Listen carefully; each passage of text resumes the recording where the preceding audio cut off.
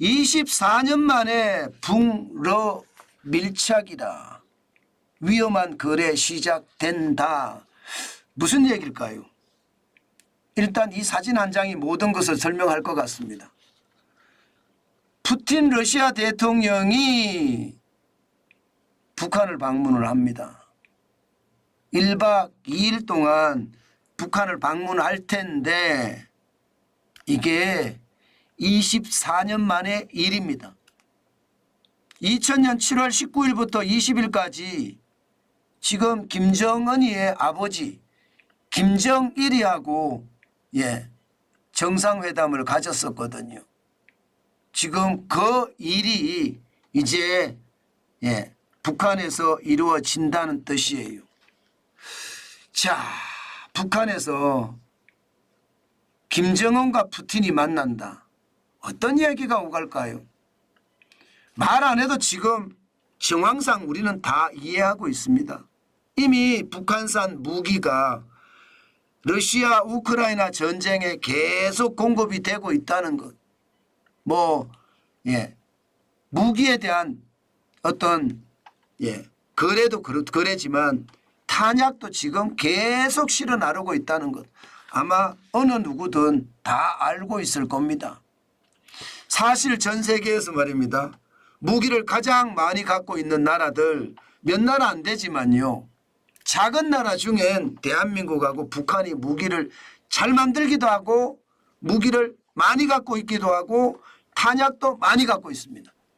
그러다 보니까 푸틴이 김정은을 찾아가는 거예요.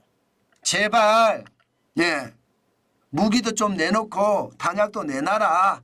그러면 내가 중요한 기술을 주겠다. 위성에 대한 기술, 우주 기술들이겠죠.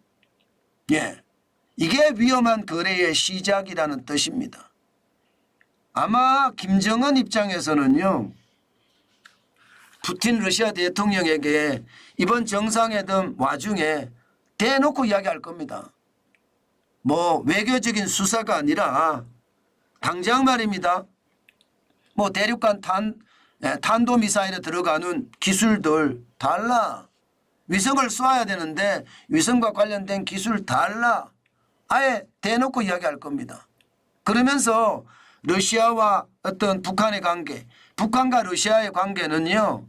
아마 전략적 동반자 협정이라는 엄청 어떤 상위의 협정까지 맺지 않을까. 현재까지는 그렇게 생각을 합니다. 그 정도로 북한과 러시아는 가까워지고 있다는 뜻이에요. 지금 김정은이를 만나는 게 지금 벌써 세 번째잖아요. 지난해 9월에 보스토치니 우주기지에서 김정은을 만난 적이 있습니다. 그리고 거기에서 북러 정상회담을 하기도 했고요. 그 이후에 9개월 만에 답방이거든요. 그러면 이 답방에서는 이제 김정은 입장에서는 푸틴 러시아 대통령에게 강하게 이야기하지 않을까요? 아마 강하게 이야기할 거라고 저는 생각이 듭니다. 저는 이것이 말입니다. 위험한 선은 넘지 않을까. 위험한 거래가 이제 완벽하게 시작되지 않을까. 저는 그런 생각도 해봅니다. 무슨 얘기냐고요. 지금 북한 보세요. 핵무기가 지금 굉장히 많습니다. 2018년만 하더라도 북한 핵무기 보유량이 20기에서 60기 정도 된다 이렇게 이야기를 했거든요. 그런데 2023년에는 50기에서 70기로 늘었습니다. 작년에. 올해는요 50기에서 90기로 늘었어요. 이게 말입니다. 러시아가 제공한 대륙간 탄도미사일처럼 우주기술이 적용이 돼서 그 앞에 핵무기가 장착이 된다면 이게 당장 대한민국만 위협이 되는 것이 아니라 전 세계가 위협이 되지 않을까요? 제가 위험한 거래라고 쓴 것도 바로 이거예요. 핵무기가 너무 많잖아요. 50에서 90개면 적은 숫자도 아니고요. 실질적으로 이게 50에서 90기라는 것은요. 스톡홀름 국제평화연구소에서 실제 조사한 내용입니다. 현재 보관한 것은요. 보관한 것은 50기지만 여기에 조립 가능한 핵탄두까지 포함을 시키면 90기까지 는다는 겁니다. 이게 푸틴 러시아 대통령하고 김정은이 만나서 이야기할 내용이거든요. 이것을 생각을 하면 야 진짜 세계가 김정은과 푸틴 러시아 대통령의 위험한 거래로부터 더 큰 위협으로 만들어질 수가 있겠구나. 그 생각 여러분은 들지 않으세요? 지금 세계 9개국이 가지고 있는 핵탄두는 12,121개입니다. 이게 한번 터지면 지구는 멸망하는 거죠. 인류는 멸종되는 거고요. 아마 그러고도 남을 거예요. 그런데 그 시작점이 지금 북한과 러시아의 거래에서 시작이 된다고 생각을 하면 섬뜩섬뜩합니다.